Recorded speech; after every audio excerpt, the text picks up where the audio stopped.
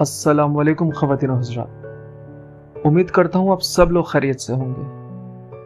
आप लोगों ने अक्सर एक जुमला सुना होगा कि बेटियां बोझ होती हैं। तो चलिए इसी मुतल्लिक़ एक कहानी सुनते हैं जिसका नाम है एक अजीब जनाजा। एक गांव में बाबा जी का इंतकाल हो गया था। जनाजा तैयार किया और कब्रिस्तान ले जाने लगे तो एक आदमी आगे आता है और चारपाई का एक हिस्सा पकड़ के कहता है कि इस मरहूम ने मेरे 15 लाख रुपए अदा करने हैं। जब तक मुझे मेरी रकम नहीं मिलेगी मैं इसे दफनाने नहीं दूंगा। ये माजरा सब देख रहे थे, जिसमें उसका भाई और बेटा भी मौजूद थे। बेटा कहता है कि मरहूम ने तो हमें कुछ नहीं बताया कि वो मकरूज हैं, तो हम ये रकम अदा नहीं करेंगे। और भाई कहते हैं कि जब बेटा अदा नहीं करेगा तो हम भी अदा नहीं करेंगे।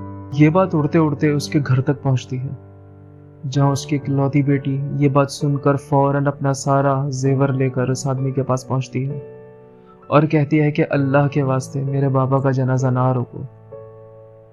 ये जेवर लो, इन्हें बेचकर अपनी रकम ले लो और जो कुछ बचे वो मैं तुमको मरने से पहले अदा कर दूंगी। वो शख्स ये सारी बातें सुनने के बाद खड़ा होता है, सारे मजमूए को इकट्ठा करता है और कहता है कि असल बात यह है कि मुझे इस मरहूम के 15 लाख रुपए लेने नहीं देने थे और मैं इसके किसी वारिस को नहीं जानता था।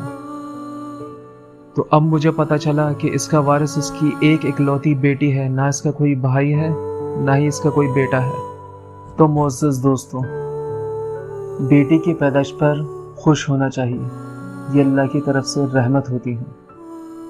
अपना बहुत सारा ख्याल रखिएगा। जज़ाकल्लाह।